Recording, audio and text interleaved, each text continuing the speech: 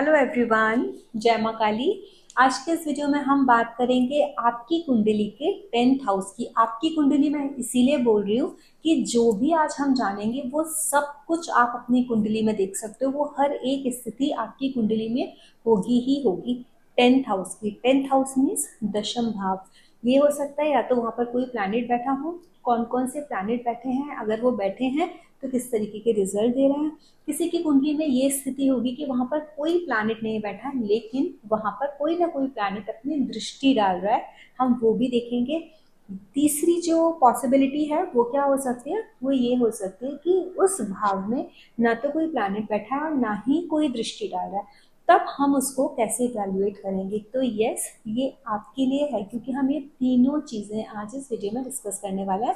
तो सबसे पहले एक इन्फॉर्मेशन मैं देना चाहती हूँ सब लोगों को। मेरा नक्षत्र एंड पास्ट लाइफ एस्ट्रोलॉजी का एक कोर्स लॉन्च हो रहा है 21 July। Those who are interested to join that course can ping me on the given number.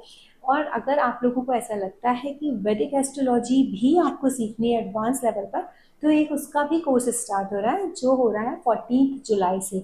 वो भी आप इसी नंबर पर पिंग करके मुझको इंफॉर्मेशन ले सकते हैं। तो चलिए स्टार्ट करते हैं हम आज के वीडियो की। जो हमारा टॉपिक है आपकी कुंडली का 10th हाउस। देखो, ये हमारी कुंडली का 10th हाउस होता है। यहाँ पर मैंने लिया है काल पुरुष की कुंडली। काल पुरुष की कुंडली में ये जो है 10th हाउस है, ये कर्म भूमि है, ये आपकी रण भूमि है जहाँ आप लड़ते हो। आपकी डेली की जो भागदौड़ है वो इसके लिए। ये हाउस सबकी जिंदगी में इसीलिए इम्पोर्टेंट है। लोग बोलते हैं ये आपके जॉब का हाउस है, ये आपके करियर का हाउस है। ये जॉब और करियर इसलिए हम बोलते हैं क्योंकि हम पैसा कमाने के लिए, खाने के लिए हमको पैसा कमाना है ना, पैसा कमाने के लिए जो भी हम कर्म करते हैं वो सब 10th हाउस वहाँ आ जाता है। लेकिन ये सिर्फ और सिर्फ आपका करियर नहीं है, आपका प्रोफेशन नहीं, ये आपके ओवरऑल कर्मा का फील्ड है। यहाँ पर आपका कोई भी आप कर्मा करो, अच्छा बुरा, किसी भी चीज से रिलेटेड, वो सब यहीं आके गैदर होता है। 10th हाउस आपके सोशल स्टेटस का भी है। 10th house is the house of your boss also.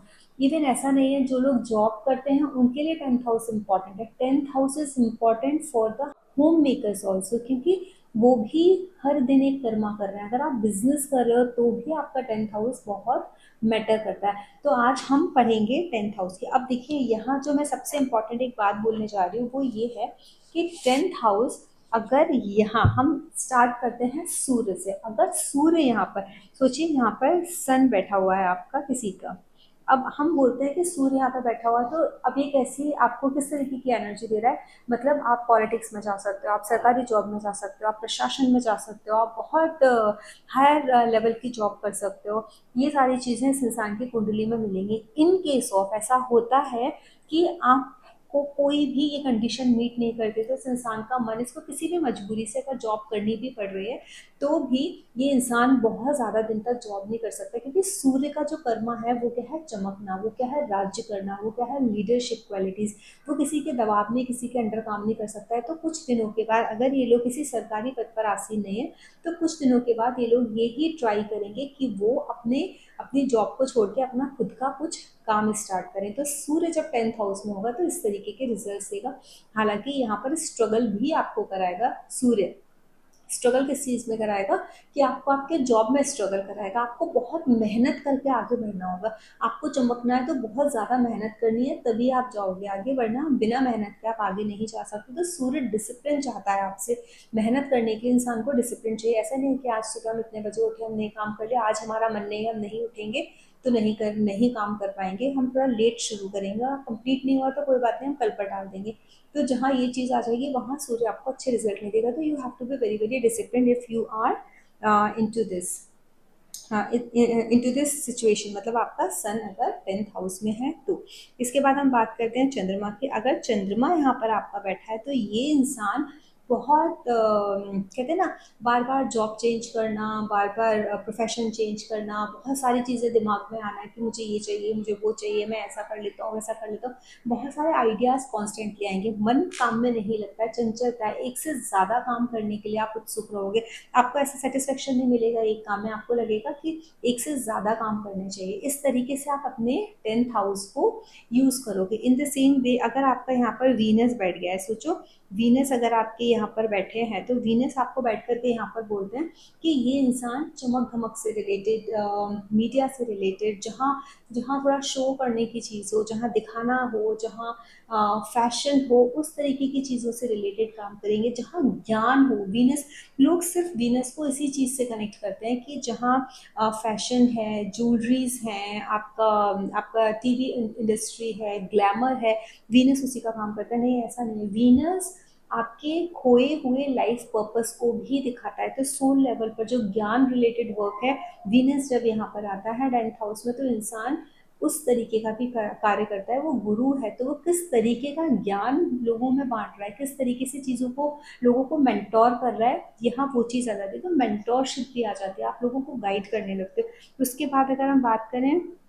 Mercury की, देखो मर्करी की ये बहुत मजबूत पोजीशन है। अगर मर्करी यहाँ पर आ जाता है, तो मर्करी अगर यहाँ आता है तो इंसान बोलने में बहुत अच्छा होता है, मार्केटिंग स्किल्स बहुत ज़्यादा अच्छी होती है, मल्टी टास्किंग होता है, एक बार में एक से ज़्यादा काम कर लेता है। अच्छे से लोगों को समझाना, लोगों के साथ कनेक्ट करना, लोगों के साथ एक बॉन्ड क्रिएट करना, उस तरीके से अपना काम कर लेना। अगर बिजनेस कर रहा है ये इंसान और उसका मर्करी 10th हाउस में, तो ये बहुत जल्दी लोगों से बोल के कनेक्ट कर लेंगे, इनका बॉन्ड बहुत स्ट्रांग हो जाएगा। ट्रेडिंग इनमें, बिजनेस इनमें, क्वालिटी बहुत अच्छी होंगी, एनालिटिकल स्किल्स इन लोगों की बहुत ज़्यादा अच्छी होंगी। तो मर्करी यहाँ पर इस तरीके के आपको रिजल्ट देगा। उसी तरीके से अगर यहाँ पर जुपिटर बैठे हैं, देवगुरु बृहस्पति बैठे हैं, तो देवगुरु बृहस्पति हमेशा किस चीज़ का है, वो गुरु है, वो नॉलेज का, विजडम का कारक है। तो डेफिनेटली जब गुरु यहाँ पर 10th हाउस में आ जाते हैं तो उस इंसान को ज्ञान से जुड़ा हुआ काम करवाते हैं, कि जहाँ आप टीचर हो सकते हो, आप प्रोफेसर हो सकते हो, आप किसी चीज़ में कंसल्टेशन कर रहे हो, आप किसी किसी चीज़ में आप लोगों को गाइड कर रहे हो, आप उनके मेंटोर बने हुए हो, उस तरीके की चीज़ें यहाँ पर गुरुदेव आपसे कराते हैं। उसके बाद हमारे आते हैं मंगल। जब मंगल आपके यहाँ पर आते हैं तो मंगल आपको यहाँ पे उच्च के भी होते हैं। देखो कालपुरुष कुंडली में ये इंसान इतना ज़्यादा उद्यमी होता है, मतलब उद्यमी इन द सेंस कि इतना ज़्यादा काम करने के लिए इसके अंदर ताकत होती है, इतना ज़्यादा पराक्रम होता है, बहुत स्ट्रांगली ये रणभूमि है मंगल के लिए, कर्म भूमि है, जहाँ पर इनको कर्म करना है, एक वॉरियर की तरह लड़ना है। कितना भी स्ट्रगल आया, कितनी भी परेशानी आ जाए, कितनी भी मुसीबत आ जाए, ये आदमी कभी रुक नहीं सकता, इसको करना ही करना है। इस कुंडली की ये खासियत है कि अगर टेंथ हाउस में मंगल आकर के बैठ जाए, अगर मंगल सोचो कर्क राशि में भी नीच के भी बैठे हुए हैं ना, तो भी ये इंसान अपने आप को रोक नहीं सकता। ये लोग अपनी सारी जान, सारी ताकत, सारा पैशन, सारी हिम्मत सिर्फ और सिर्फ काम करने में लगा देते हैं। इनके लिए काम से बड़ा कुछ नहीं होता। उसके बाद हम बात करते हैं इनके नेक्स्ट साइन की। नेक्स्ट साइन में अगर आप सोचो, हम यहाँ पर सैटर्न लेते हैं, ऑलमोस्ट सारे हो गए, सैटर्न बचा। सैटर्न अगर हम यहाँ पर ले रहे हैं तो सैटर्न हमको यहाँ पर क्या दे रहा है, सैटर्न हमको ये बताएंगे। अच्छा, इसके बाद राहु और केतु भी आएंगे। शनि, अगर शनि है तो इसका मतलब ये शनि की खुद की राशि है। तो शनि ना आपको स्ट्रगल देंगे यहाँ पर। शनि का जो एक बेसिक नेचर होता है ना, वो कभी नहीं छूटेगा। शनि स्ट्रगल देंगे, शनि डिलेज देंगे, शनि ऑब्स्टेकल देंगे, दूसरे इंसान को बहुत जल्दी से चीज़ें मिल जाएंगी, लेकिन आपको वो चीज़ें उतने जल्दी से नहीं मिल रही हैं जिस तरीके से दूसरे लोगों को मिल रही हैं। तो जब शनि यहाँ पर होते हैं तो वो आपसे सिर्फ एक ही चीज़ की उम्मीद करते हैं, डिले हो रहा है ठीक है, बट डिनाइल नहीं है, मना नहीं कर रहे 100%, क्योंकि कर्म क्षेत्र का स्वामी कर्म क्षेत्र में आकर के बैठा हुआ है, आपको स्ट्रगल दे रहा है, ऑब्स्टेकल्स दे रहा है, लेकिन आपको ये भी बता रहा है कि आपको कर्म कॉन्स्टेंटली करते जाना है। कर्म करो, वो जो फल है वो शनिदेव दे देंगे, लेकिन कर्म आपको करना कैसा है, ऑनेस्टी के साथ।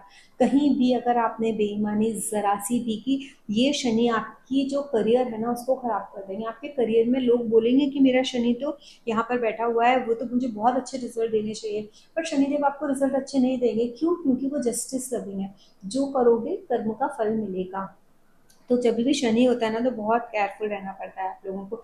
अब देखो यहाँ पर है आपके राहु देव, ठीक है। Rahu Rahu is a mindset of kind of politician, है ना, कॉन्स्पिरेसी कॉन्स्पिरेटर है ना ये। तो कॉन्स्पिरेसी करना, योजनाएं बनाना, तकनीक बनाना, तो बहुत सारे लोग जिनका राहु यहाँ पर है, they are very good to make strategies. क्यों बोला जाता है कि राहु 10वें दुनिया बस में, ऐसा बोला जाता है। वो सिर्फ यही एक रीजन है, ऐसा कुछ होता नहीं है। क्लियरली आप देखोगे बहुत सारे जिन लोगों के राहु 10th हाउस में है, वो लोग कमेंट सेक्शन में लिख करके मुझे बता सकते हैं कि ऐसा नहीं है मैम कि दुनिया हमारे बस में है। दे ऑल्सो स्ट्रगल अलॉट, बट इतना है कि they are a very good, मतलब कूटनीतिज्ञ जिसको बोलते हैं ना, वो है, उनको पता है कि अपनी नीति उनको कैसे बनानी है, वर्क प्लेस पे कैसे अपनी जॉब बचानी है, कैसे स्ट्रगल करना है, बिजनेस में है तो किस तरीके से स्ट्रैटेजी बनानी है, हमको कैसे आगे बढ़ना है। तो राहु अगर होते हैं तो इस तरीके की चीजें बताते हैं। देखो केतु, उसके बाद आते हैं केतु। केतु 10th हाउस में होते हैं, लोग बोलते हैं कि आप आपका ना प्रोफेशनली आप ना बार बार कट लगते रहेंगे, ठीक है, ट्रू, कट लगते रहेंगे, बार बार आपकी जॉब छूटेगी लगेगी, छूटेगी लगेगी। लेकिन वो किस सिचुएशन में होता है, मैंने जो मेरे केतु के वीडियोस बनाए हैं उसमें 10th हाउस केतु बहुत अच्छे से क्लियर किया है, समझाया है। केतु सिर्फ उन्हीं लोगों को तकलीफ देंगे जब आप आसक्त हो जाओगे, जब आप गलत कर रहे हो। केतु इंटेंशंस हैं, केतु प्योरिटी है। जिस दिन आपके अंदर आपके वर्क प्लेस से रिलेटेड, अपने कर्म भूमि से रिलेटेड वो प्योर इंटेंशंस जन्म ले लेंगे, जिस दिन वो भाव से आप जुड़ के अपने 10th हाउस से काम करोगे, अपने अपने प्राण डाल के काम करोगे किसी चीज में, ठीक है, उस दिन आपको केतु इतना अच्छा रिजल्ट देंगे। क्योंकि केतु फ्लैग भी है, मुझे कमेंट सेक्शन में लिख के बता सकते हो कि कौन कौन लोग हैं जो बहुत सक्सेसफुल हुआ है, जिसके जिसके 10th हाउस में केतु बैठे हो, क्योंकि वो ध्वजा है, वो जीत है, वो विजय है, तो वो विजय की भी प्राप्ति है। लेकिन केतु कट भी है, केतु आपको डिटैच भी करते हैं, बट केतु बाइंडिंग भी है। केतु ने बहुत हाई पोजीशन पर लोगों को पहुंचाया होगा, लेकिन आफ्टर अ सर्टेन टाइम, जब तक केतु जड़ें, जब तक आप अपनी जड़ें मजबूत नहीं करोगे, और जड़ें मजबूत तब होंगी जब आपके भाव, आपके इंटेंशंस बहुत ज़्यादा प्योर होंगे, तो केतु इस तरीके के रिजल्ट देते हैं। तो ये तो हो गई पहली स्थिति। अब हम बात करेंगे दूसरी स्थिति की, कि सपोज यहाँ पर कोई प्लैनेट बैठा ही नहीं है, ये प्लैनेट है खाली, ये सारे सॉरी ये हाउस है खाली, यहाँ पर कोई प्लैनेट नहीं बैठा है। उस स्थिति में अब आप लोग क्या करने वाले हो, यहाँ पर दूसरी स्थिति क्या मैंने बताई थी कि दृष्टि आ सकती है। तो दृष्टि कैसे आ सकती है, हर प्लैनेट की 7th एस्पेक्ट होता है, तो जो जो प्लैनेट यहाँ बैठेगा 4th हाउस में बैठेगा, अपना 7th एस्पेक्ट यहाँ पर डालेगा, तो क्या होगा, उस प्लैनेट के कारक तत्व, अगर वीनस बैठ के यहाँ पर डाल रहे हैं तो वीनस के कारक तत्व तो आपके 10th हाउस में के साथ कनेक्ट हो जाएंगे, कि फोर्थ हाउस में है आपका वीनस, और वीनस के कारक तत्व तो आपके कनेक्ट हो गए। उसके अगर आपका जुपिटर बैठा है तो जुपिटर तो यहाँ पे उच्च के हो जाएंगे, और वो यहाँ पर देख रहे हैं तो जुपिटर वाले ट्रेड्स आ जाएंगे आपके वर्क प्लेस में। मरकरी यहाँ पे बैठ गया, मरकरी वाले आ जाएंगे। सैटर्न बैठ गए, सैटर्न वाले आ जाएंगे। 7th एस्पेक्ट से तो सबके आएंगे ही आएंगे यहाँ बैठ करके, लेकिन 3 ग्रह हमारी कुंडली में ऐसे होते हैं जो अपने एस्पेक्ट दे सकते हैं। सपोज अगर जुपिटर यहाँ बैठे हैं तो 5th एस्पेक्ट दे देंगे, जुपिटर यहाँ बैठे हैं तो 9th एस्पेक्ट दे देंगे। तो मतलब ये इंसान जुपिटर के कर्म से पैसे कमाएंगे, इनके कर्म भाव पर जुपिटर की दृष्टि है, तो गुरु का प्रभाव इनके कर्म क्षेत्र पर रहेगा। और ये डिपेंड करता है कि जुपिटर या सैटर्न या मंगल जिनको स्पेशल एस्पेक्ट मिले हैं वो किस हाउस से बैठ करके दृष्टि डाल रहे हैं, कौन सी दृष्टि डाल रहे हैं। जैसे मैंने पहले के वीडियोस में बताया हुआ है, जुपिटर का जो पंचम एस्पेक्ट होता है वो ये बताता है कि जहाँ पे डाल रहा है कि आप नॉलेज मतलब ग्रहण करो, आप वहाँ से रिलेटेड अपना पढ़ाई लिखाई करो। आपको ऐसा नहीं है कि आपने एक बार पढ़ाई कर ली छोड़ दिया। 5th एस्पेक्ट जो है ना, आपकी क्रिएटिविटी का है, आपकी नॉलेज का है, आपकी विजडम कलेक्ट करने का है, आप जितना ग्रहण कर सकते हो करो। 9वां एस्पेक्ट क्या है जुपिटर का, वो आपको धर्म के रास्ते पर, राइटियसनेस पर चलने के लिए बोलता है। हायर एजुकेशन के साथ साथ आपको हायर लेवल की चीज़ें सीखनी है, जो जो आपके एकेडमिक्स से उठ करके वहाँ पे वेदों का भी ज्ञान आता है। हायर आपकी जो एजुकेशन है उसके साथ साथ, तो आपको राइटियसनेस के पाथ पर चलने के लिए जुपिटर यहाँ पर बोलते हैं। उसके बाद इसके बाद हम देखेंगे शनि की दृष्टि। अगर सोचो शनि का तीसरी दृष्टि आ गई 10th हाउस पर, तो वो ये बोलते हैं कि पराक्रम करो, अपना जो पराक्रम है ना वो वहां पर डालो। 10वां एस्पेक्ट आ गया तो बोलेंगे यही तुम्हारा कर्म है, यही तुमको कर्म करना है। किस हाउस से, जहां से उनका 10वां एस्पेक्ट आ रहा है। अब 10th हाउस पर उनका 10वां एस्पेक्ट तो फिक्स है। अब जब शनि देव 1st हाउस में बैठेंगे तब 10वां एस्पेक्ट डालेंगे। 3rd हाउस में बैठे, सॉरी 8th हाउस में बैठे हैं तो यहाँ से तीसरा एस्पेक्ट डालेंगे, तो ये तीसरा हो गया, 10वां हो गया, 7वां तो यहाँ से ही डालेंगे। जुपिटर का मैंने बता दिया। मंगल अपना चौथा एस्पेक्ट डालते हैं, अगर मंगल 4th हाउस में बैठे हैं तो चौथा डालेंगे, या फिर मंगल यहाँ पर बैठे हैं, थर्ड हाउस में बैठे हैं, तो उसमें डालेंगे आप थर्ड हाउस में मंगल अगर बैठ जाएंगे, ठीक है, और यहाँ पर आठवां एस्पेक्ट डालेंगे, that is the best position for anyone, क्योंकि वो पराक्रम भाव में बैठ गए और अपना आठवां एस्पेक्ट डाल रहे हैं आपके कर्म भाव पर, तो वो आपको बहुत ऊंचाइयों पे ले जाएंगे। आपकी स्वयं की मेहनत से इस इंसान को किसी भी चीज से करने से डर नहीं लगेगा। इसीलिए हम देखते हैं कि कौन सा प्लैनेट कहाँ बैठ के एस्पेक्ट डाल रहा है 10th हाउस पर, किस प्लैनेट का एस्पेक्ट आ रहा है, किस किस का आ रहा है। फिर आप सोचो, हो सकता है कि एक से ज्यादा प्लैनेट्स का एस्पेक्ट आ रहा है, फिर ये देखो उन दोनों प्लैनेट्स में से मजबूत एस्पेक्ट किसका है, किस कौन सा घर मजबूत है, किस घर से बैठ करके दे रहा है, उस प्लैनेट की स्थिति हमारे चार्ट में क्या है, वो आपके कर्म पर बहुत ज्यादा प्रभाव डालेगा। ये हो गई हमारी दूसरी स्टेज। तीसरी स्टेज क्या है कि ना तो यहाँ कोई देखिए प्लैनेट बैठा हुआ है, ये बंद हो जाता है बार बार। अब देखो यहाँ पर ना तो कोई प्लैनेट बैठा हुआ है, जो थर्ड स्टेज है वो ये है कि कोई प्लैनेट भी नहीं बैठा हुआ, और यहाँ पर किसी प्लैनेट का प्रभाव भी नहीं है। उस केस में क्या होगा, जैसे सपोज हमने ये जो कालपुरुष की कुंडली ली है, उसमें 10th हाउस के लॉर्ड कौन बन रहे हैं, शनि। कोई भी बन सकता है, हो सकता है मरकरी बन रहा है, हो सकता है जुपिटर बन रहा है, किसी का 9 नंबर आ रहा हो, किसी का 8 नंबर आ रहा हो, किसी का 7 आ रहा हो, किसी का 6 आ रहा हो, किसी का 3 आ रहा हो, किसी का 2 आ रहा हो, तो जो भी नंबर आपका 10th हाउस में आ रहा है, इस भाव में जो नंबर भी लिखा हुआ है वही नंबर आप ये सोच लेना कि आपको उसी भाव का, उस भाव का स्वामी कहाँ गया है वो देखना है। इस भाव के स्वामी जैसे मैंने बोला शनि देव बनते हैं। अब शनि देव फर्स्ट हाउस में जाएंगे, तो इसका मतलब है कर्म क्षेत्र का स्वामी पहले भाव में गया। कर्म क्षेत्र का सैटर्न सेकंड हाउस में बैठ गए, कर्म क्षेत्र का स्वामी सेकंड हाउस में गया। अब वो वैसे रिजल्ट देंगे जैसे फर्स्ट हाउस में बैठा, तो ये इस इंसान से बहुत मेहनत कराएंगे। लोगों को जल्दी रिजल्ट मिल जाते हैं, इन लोगों को डिले रिजल्ट मिलेंगे, बट रिजल्ट्स जरूर मिलेंगे। शनि देव डिले करते हैं, डिनाइल नहीं, मना नहीं करते हैं चीजों को देने से, बट वो आपकी परीक्षा लेते हैं, वो आपको रियल लाइफ लेसन सिखाते हैं। जब तक आप सही मार्ग पर ना जाओ, शनिदेव आपको रिजल्ट्स नहीं देते हैं। इसीलिए यहाँ पर हमेशा ऐसा लगता है कि हमको डिलेज हो रहा है, हेल्थ इश्यूज भी दे सकते हैं, क्योंकि कर्म में आप इतने लगे हुए हो, इतने लगे हुए हो, इतनी ज़्यादा आपकी ज़िंदगी में मेहनत है कि आपकी हेल्थ वगैरह सब स्टेक पे लग जाता है, बट आपके ऊपर रिस्पॉन्सिबिलिटीज़ बहुत हैं, इसीलिए आप ऐसा करो।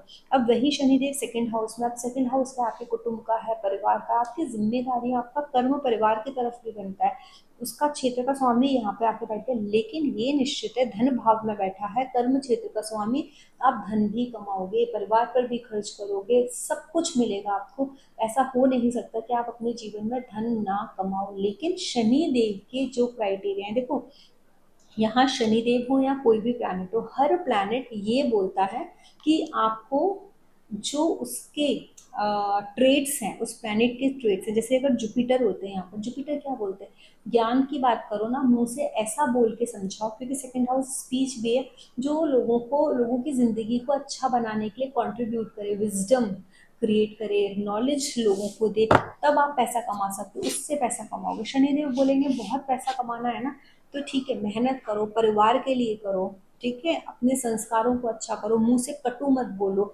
शनि डाउन टू अर्थ है, तो डाउन टू अर्थ रहना है, वो एकदम अंडर प्रिविलेज वाली जो कैटेगरी है वो है, तो जितना ज्यादा आप सौम्य रहोगे अपनी भाषा से, उतना ज्यादा आप पैसा कमा लोगे। उसी तरीके से शनिदेव जब थर्ड हाउस में आके बैठेंगे, this is again a very good position, मैं तो बोलती हूँ दी बेस्ट पोजीशन है। कर्म भाव का स्वामी जब थर्ड हाउस में बैठता है, आपका पराक्रम आपके बाजू, आपको किसी की जरूरत नहीं है, आप अपने ही कर्मों पर, अपने ही बोलते हैं ना बाजुओं पर भरोसा रख के कर्म करने वाले इंसान हो, और आपको हर हाल में पता है हासिल होगी ही होगी। टाइम लगेगा, मेहनत बहुत करनी पड़ेगी, लेकिन 100% आप whatever you want to achieve in your life आप कर लोगे। फोर्थ हाउस में गए शनिदेव, जब फोर्थ हाउस में जाते हैं, तो इसका मतलब क्या है कि आप मासेस से जुड़ के काम कर सकते हो। ये देखो, ये भी पब्लिक का हाउस है ना, आप शनिदेव ऑल्सो रिप्रेजेंट्स मासेस, आप मासेस से जुड़ोगे, मासेस से जुड़ के काम करोगे। इसी तरीके से जब फिफ्थ में जब जाएगा शनिदेव, या 10th हाउस के लॉर्ड जो है फिफ्थ में जब जाएंगे, तो फिफ्थ हाउस क्या है, आपकी नॉलेज का है, क्रिएटिविटी का है, मंत्र शक्ति का है, आपके बच्चों का है, आपको आपको पढ़ना है, पढ़ाना है, ज्ञान इकट्ठा करना है, आपके इंटेलेक्चुअल जो लेवल है उसका है, आपका जो ये जो स्टॉक मार्केट है उसका है। तो कर्म क्षेत्र का स्वामी जब फिफ्थ में गया है तो आपको अध्ययन से, अध्यापन से, नॉलेज ग्रहण करके ही, आप ऐसे ही ना झूठ बोल के या कैसे नहीं कमा सकते हो। आपको, आप नॉलेज से कमाओगे, अपने इंटेलेक्चुअल लेवल से कमाओगे, अपने ज्ञान से कमाओगे। हो सकता है आपका आपका कर्म स्टॉक मार्केट में भी बहुत अच्छा हो, उससे कमाओगे। आपका कर्म का स्वामी आपका साथ नहीं दे रहा है, यहाँ पर बैठा है, मंत्र चैंट करो, मंत्र चैंटिंग से आपको रास्ते खुलने शुरू हो जाएंगे।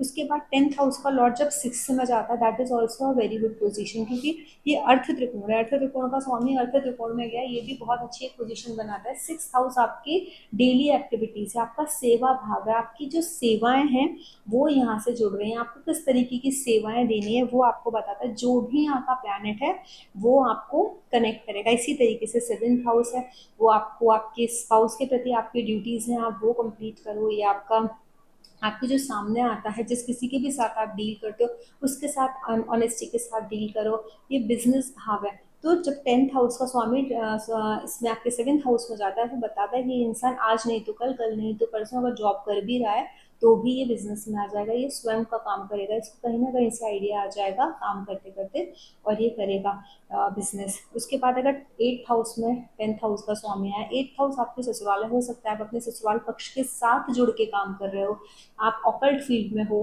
आप किसी टैक्सेशन डिपार्टमेंट में, इंश्योरेंस डिपार्टमेंट में वहाँ कहीं काम कर रहे हो, रिसर्च फील्ड में हो, किसी भी चीज़ को डीपली एनालाइज करने के लिए आपका कर्म बोलता है। अगर आपको सक्सेस नहीं मिल रही है तो ये सोचो कि मुझे सक्सेस क्यों नहीं मिल रही है, मेरा कर्म क्या है, कि किसी भी चीज़ को डीपली एनालाइज करना। तो आप वहाँ उनको उस तरीके से अपने कर्म में वो एनालाइजेशन की जो एक पावर है, किसी भी चीज़ को समझने की शक्ति है, उसको लेकर के आओ, you will get success. After that 9th, जब कर्म भाव का स्वामी खुद से, हालांकि 12th हो गया है, खुद से 12वां हो गया है, लेकिन भाग्य भाव में गया है। भाग्य भाव को आपको बढ़ाना है, वो ऐसा बोलते हैं ना, जब इसको इससे 12th में गया है 9th हाउस में, तो ये इसका लॉस कर रहा है। आप अपने पिता, अपने गुरु का आदर करो, अपने जो आपका रिलीजन है, आपके अपने रिलीजियस प्लेसेस पे विजिट करो, आप अपना ज्ञान लेने की कोशिश करो। आपको जो हमारे ग्रंथों में लिखा हुआ है, जब भी आप किसी समस्या में फंस जाओ, कोई परेशानी हो, तो गीता का एक पेज खोलो और देखो कि वहां पर क्या श्लोक है, वो आपको रैंडमली आकर के क्या ज्ञान दे रहा है, क्या बता रहा है। उस चीज को समझने की 10 बार पढ़ो, 20 बार पढ़ो, 50 बार पढ़ो, you will understand what exactly the answer is. क्योंकि श्री भगवान श्री कृष्ण ने बोला है कि जब भी तुमको कोई ऐसी मुसीबत में फंसो जहां तुम्हें ये नहीं समझ में आ रहा कि तुम्हें करना क्या है, तुम गीता खोलो, उसका जो भी सबसे पहले आंखों के सामने श्लोक आ जाए, उस श्लोक में आपके क्वेश्चन का आंसर आपको समझ में नहीं आ रहा, that is the different thing, but answer is written there. That's the reason I said कि read it many times if you don't understand. तो कोई भी अपना स्क्रिप्चर लो, पढ़ो, अपने गुरुओं से ज्ञान लो, अपने फादर से डिस्कस करो, उनका रिस्पेक्ट करो, आपका 10th हाउस अच्छा हो जाएगा। अब जो 10वें भाव का स्वामी यहाँ पर अगर बैठता है, तब तो वो वाली सिचुएशन तो हमने फर्स्ट उसमें बता दी थी। अब 10th हाउस का लॉर्ड अगर 11th में चला गया, इसका मतलब है ये तो पोषण कर रहा है इसको बहुत। इस इंसान को ना, जब भी कोई किसी भी भाव का स्वामी अपने से सेकंड हो जाता है तो उसको ऑटोमेटिकली नरिशमेंट देना स्टार्ट कर देता है। इनकम के हाउस में चला गया, ग्रोथ के हाउस में चला गया, उपाचय भाव है वहां चला गया, तो इस इंसान की जिंदगी में तो ग्रोथ होनी ही होनी है। ग्रोथ के कारण कौन बनेंगे, बड़े बहन भाई बन सकते हैं, फ्रेंड्स बन सकते हैं। और उल्टा भी हो सकता है, अगर वो कमजोर है, मेलेफिक एस्पेक्ट है, तो बड़े भाई बहन या फिर इसके दोस्त हैं, वो इसके ग्रोथ में रुकावट का भी कारण बन सकते हैं। तो मेक श्योर क्या हो रहा है आपके साथ वो देखो अपने प्लैनेट से, क्योंकि आपका प्लैनेट तो आपको ग्रोथ कराने के लिए बोल रहा है, बट अगर नहीं हो रही है तो कहीं ना कुछ ना कुछ गलती कर रहे हो, उस चीज को देखो। इन द सेम वे जब आपका सेकेंड हाउस का, सॉरी 10th हाउस का लॉर्ड 12th हाउस में चला जाएगा, तो ये क्या बोल रहा है, कर्म से रिलेटेड कुछ ना कुछ ऐसा काम करो, थोड़ा सा दान भी करो। जरूरी नहीं है कि हर एक कर्म का पैसा लेना है। अब जैसे मैं हूँ, मैं कंसल्टेशंस करती हूँ, मैं पढ़ाती हूँ, तो मुझे ऐसा नहीं है कि मुझे हर एक कंसल्टेशन का पैसा लेना चाहिए, हर एक कोर्स का पैसा लेना चाहिए। कुछ चीज़ तो मैं भी फ्री में करा सकती हूँ, वो एज ए डोनेशन, कि ठीक है किसी को ज़रूरत है ना, उसके लिए डोनेशन होती क्या है, किसी ज़रूरतमंद को उसकी ज़रूरत की चीज़ दे देना ही एक उच्च कोटि का या सही तरीके से एक दान है।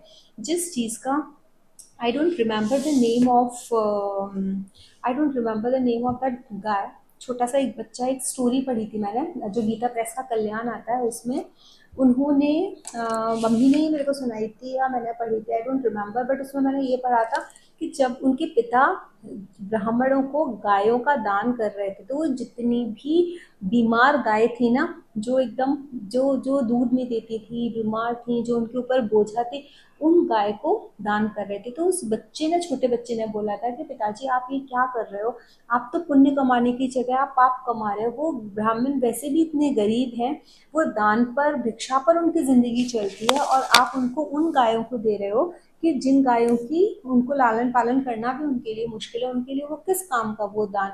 उनके पिता ने कहा और अच्छी गाय आपने रखी है तो कृपा करके आप उनको अच्छी गाय दे दो। बहुत अच्छी स्टोरी। वहाँ शायद कुछ यमराज का भी कॉन्टेक्स्ट है कि बाद में वो बच्चा यमराज के पास भी गया था। I don't remember exactly the whole story, but वो बहुत अच्छी स्टोरी थी। बहुत बहुत सालों पहले, शायद 7-8 साल पहले मैंने वो रीड की थी, तो वो मुझे अभी वो कंसेप्ट एकदम से याद आया कि जो दान का कंसेप्ट है वो ऐसा ही होना चाहिए कि आप जो चीज़ आपके लिए बर्डन है, जो चीज़ आपको, आपके लिए बराबर नहीं है, आपके लिए नहीं बनी, आप उस चीज़ को अगर दान कर दोगे तो वो दान ना होकर के वो आपके लिए श्राप है, वो गलत है, आप पाप कर रहे हो। आप ऐसी चीज़ दान करना है आपको सामने वाले को जिससे फायदा हो। मैं सामने वाले को एक उम्मीद दे दूं कि हाँ मैं तुम्हारा कंसल्टेशन कर दूंगी, ठीक है, क्योंकि उसकी मैं फ्री कंसल्टेशन कर देती हूँ जिसके हेल्थ इश्यूज होते हैं। लेकिन अगर कोई बोलता है कि मैं और पैसा कब कमाऊंगा, मैं विदेश कब जाऊंगा, मैं उसके लिए बिल्कुल नहीं करती हूँ। लेकिन हाँ, हेल्थ इश्यूज है, मैं ज़रूर कर दूंगी, ज़रूर, मत, कोई बात नहीं, पैसा नहीं दोगे कुछ नहीं होता। लेकिन हेल्थ इश्यूज अगर मेरे बताने से वो चीज़ें ठीक हो सकती हैं तो मैं ज़रूर बताऊंगी। तो हमेशा देखो, सोचो, समझो, 10वां जो घर है वो आपकी कर्म भूमि, अपने कर्म भूमि से रिलेटेड आपको दान करना, यहाँ आपका प्लानिट मैंडेटरी है। लेकिन यहाँ यहाँ मैंने दान तो बता दिया, लेकिन पैसे कैसे कमा सकते हो, अपना कर्मा कहाँ कर सकते हो। 12th house is your foreign house, है ना। आउट ऑफ इंडिया जाकर के, अपनी स्टेट से बाहर जाके, जिस स्टेट में आपका जन्म हुआ उससे बाहर जाकर के आपकी कर्म भूमि हो सकती है। मल्टीनेशनल कंपनीज में आप काम करके पैसा कमा सकते हो। आप किसी ऑकल्ट की विद्या से भी कमा सकते हो, बिकॉज 12th हाउस आपका सेल्वेशन है, मोक्ष है, मेडिटेशन है। बहुत सारे लोग हीलिंग्स में चले जाते हैं, हीलिंग में जाकर के भी आपका कर्म वहाँ पर भी बनता है। हो सकता है आपका कर्म क्षेत्र उस जगह से जुड़ा हो, तो आप वो करो, मेडिटेशन करो। मेडिटेशन करने से भी आपका 12th हाउस बैलेंस हो जाएगा, क्योंकि वो आपका एक कर्मा है।